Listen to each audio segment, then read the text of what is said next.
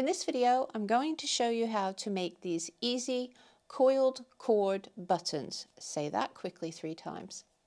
So let's get started.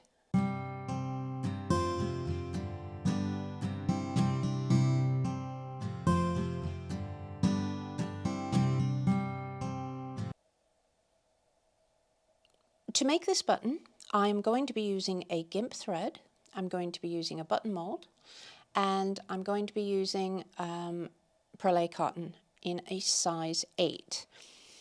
Now you can change this up, you can use different types of cord, you can use different types of thread, you could even choose to not have the button mold or to have a shaped button mold. But to get started, this is a really easy way to do it. Now, gimp cord, in case you don't know what it is a cord that has a central core of many threads over which the covering is wrapped at a right angle. This can be very stiff, such as this one, or it can be a softer cord. Both will work. I'm using a stiff one because I find it easier on camera. And just in case you've never seen it before, here's one being taken apart. So it has a wrapping of a very fine thread. This particular one also has some fine gold thread wrapped to give a little bit of sparkle.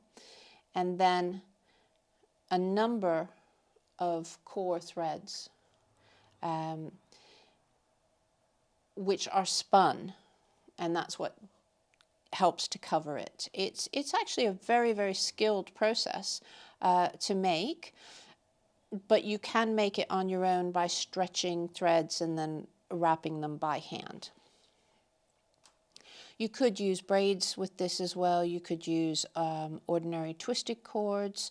There's quite a lot that you can do with it. I've even tried a small sample just using doubled up string. So, but something a little bit stiff is easier. I've threaded up a long length of the perlé cotton onto a needle. Basically, it should really be a blunt needle.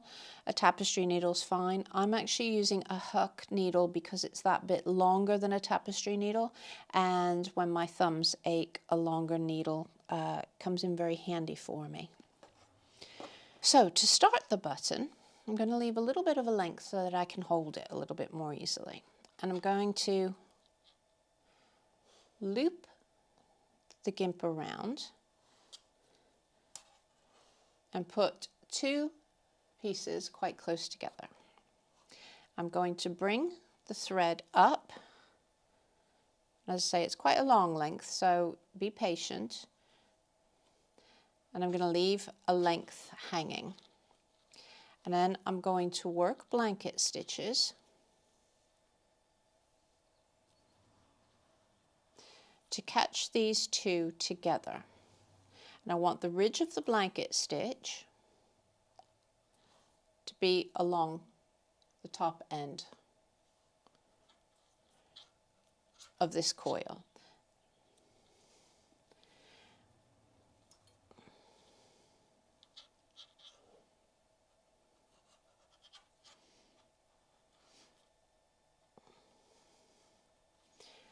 It's not as easy to do so that you can see every single step. I'm just going to tighten that round just a little. It came a little loose, and that's once you've got that established, you can do that so that you've got quite a small hole at the center.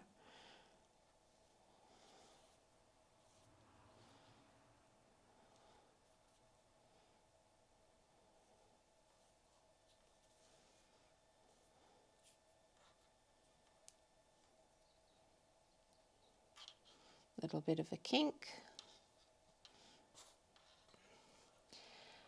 And basically what I'm going to do is I'm going to go all of the way around until I join. And I'll carry that on with that. And there I have a nice little eyelet. So this is the center of the button. Now we're going to keep spiraling around, But this time, instead of fully covering, we're just going to take through the ridge that we've already placed, create your blanket stitch so that a little bit of the gimp will show. I'll just hold that down like that, because you need to sort of force, if you have a stiff gimp, you need to force it into doing what you want to do. A softer gimp can be easier to make it coil around, but sometimes it can make it a bit more difficult for your stitches to stay still. So it's a bit of a compromise.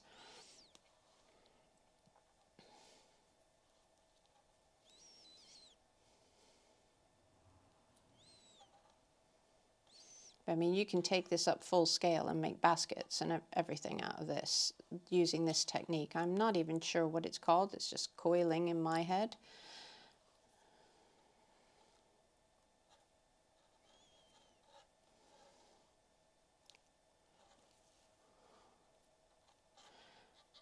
So try to keep the button as flat as possible as you're working. So the coil, you want the coil to sit next to the previous.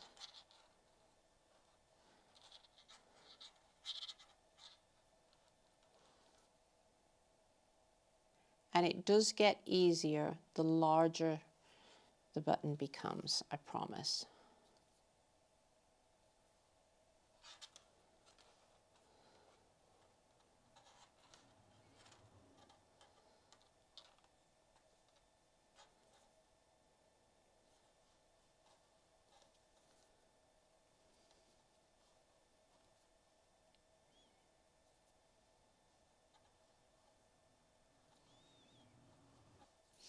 With practice, you'll get better at having the spacing fairly similar, but don't worry too much, because as you increase the coil's size, some of your spaces may require 2 stitches in them just to accommodate the larger area that you're covering.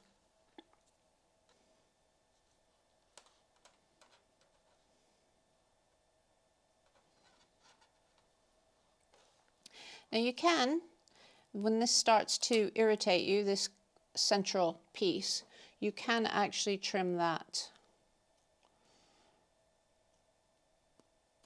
I would leave it a little bit longer initially, because it's a good idea to pop a little bit of glue to stop the gimp from unraveling. And it will depend on what you're using. If you're using a braid, you may not wish to do this.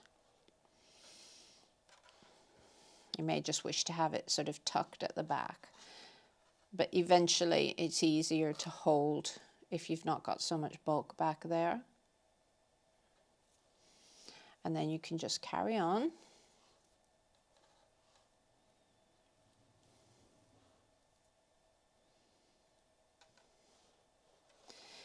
Building up the coils. Try to keep everything as tight as possible. But that ridge will show inside, and that's fine. That's really kind of what you're looking for. So, okay, so I shall carry on with this for a bit.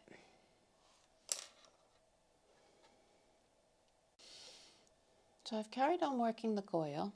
As you can see, concentrate on getting a nice flat shape. That works really well. You want to make your disc the size of the button mold that you're using. So you can see I've just got a little bit more to do to just cover the face of the button mold. So just a bit here on the end. I've got this now so that I'm starting to go over the edge all of the way around with the button mold. So it was really just an extra row that I needed. Now, at this point, you need to sort of get rid of the excess. Twisting it round will help. You could put a little bit of tape there if you wish, just whilst you're establishing your weave as you work around, because now we want to hold that into place. And we're going to do this by working a series, quite a few rows of the blanket stitch on its own. And so much like other sort of covered buttons, you will then cover the back and take it right the way round. Now my length of thread is getting a little short, so what I'm going to do is I'm also going to hold that underneath. It's going to get in my way for a little while, but that's okay. So I'm just going to bring on a new piece where the other one sort of finished, and I'm going to hold them both because this is all just going to be at the back. Now you can create a little knot here if you wish, and then carry on with your blanket stitches. Now these, as I say, these need to start to go around the back of the button mold, and it can be a little bit awkward at first to get everything lined up well, but it will work itself out. It's just persevering, really. And eventually the excess can be cut away. You just want to make sure that you're on the button mold before you do any cutting.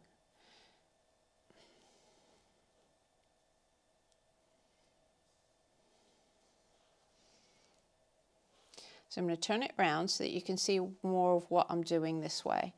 I'm actually working the stitches, which will start to tighten around the button mold.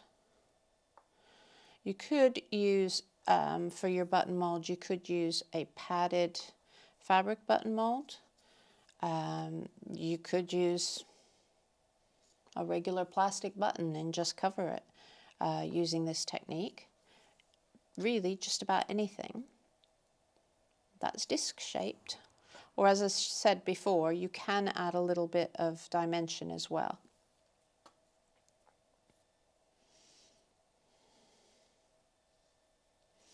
I'm just moving that out of the way so I don't catch the end at this point.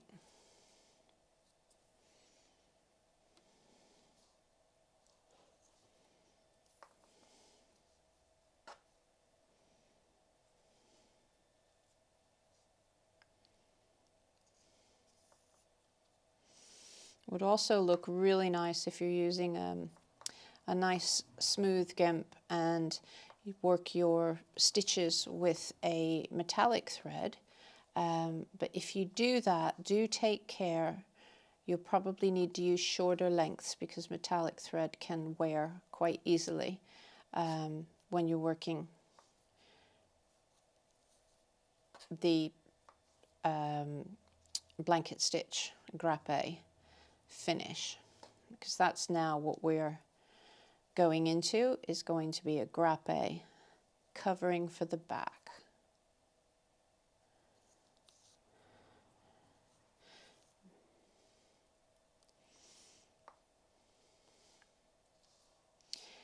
Now you will have some tightness and a bit of a bump where your coil is going round to the back, and that's fine. That's to be expected because what else would you do with it?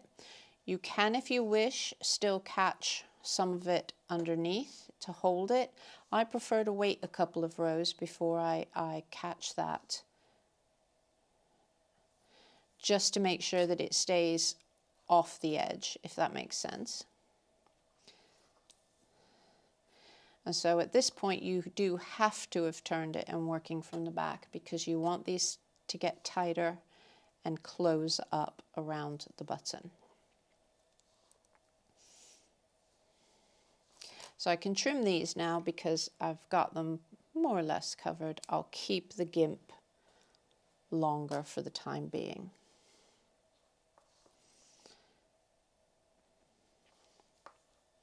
And in order to keep this tightness, you'll notice that my thumb is holding this length, and that really helps to be able to keep this so that it will pull back and tighten up around the back of the button mold.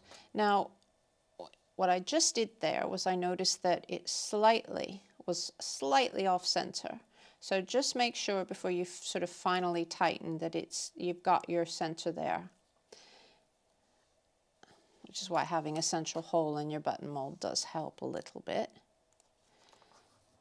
because it may slip a bit when you first start these stitches.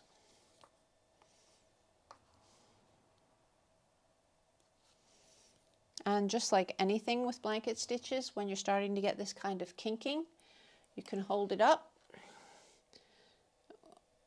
which is probably not going to show up for you. And no. Basically, I've held it up and I'm letting the needle dangle, and that will take the twist out. Should have a different camera angle for that, really.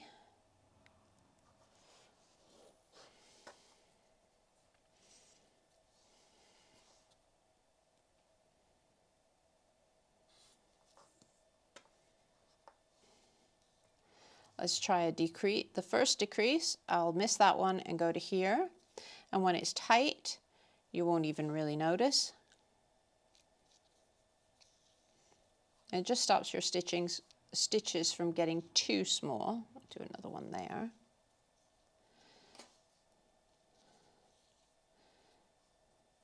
This is quite a big stitch going over this, so I can go just through without catching, and then through the next one along, and then work the stitch. And that can also pull up as a decrease. So both methods will work, and it does depend on the size of your stitches.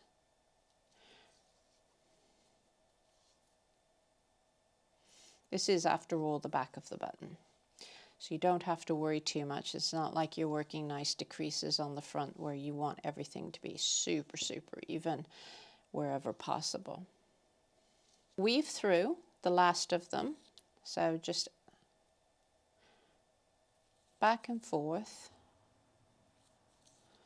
I'm not actually working a blanket stitch. I'm just making like a looped stitch through the loops themselves, and that can be drawn up tight, and that will pull up the rest of the threads and keep that button the decoration on the front of the button quite nicely tight.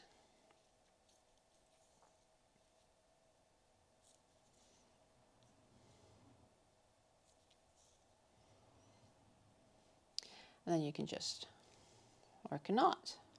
And you can work a woven loop shank on the back of that if you wanted to, or cover it as you wish.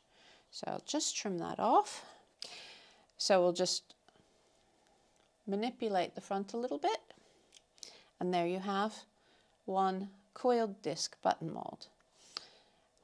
And it's interesting how using the same gimp can create a different effect with a different color of thread. I mean, that is still just a perlé cotton, and you can actually, as I say, you can change up, maybe use a really fine thread, and then you'll get a little bit of an or-new effect.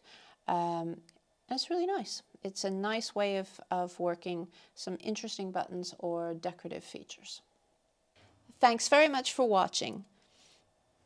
Do please click like, hit subscribe, leave me a comment, let me know what you think, let me know if you've tried any of the projects that are on the channel. I would love to hear from you. Take care of yourselves. Bye-bye.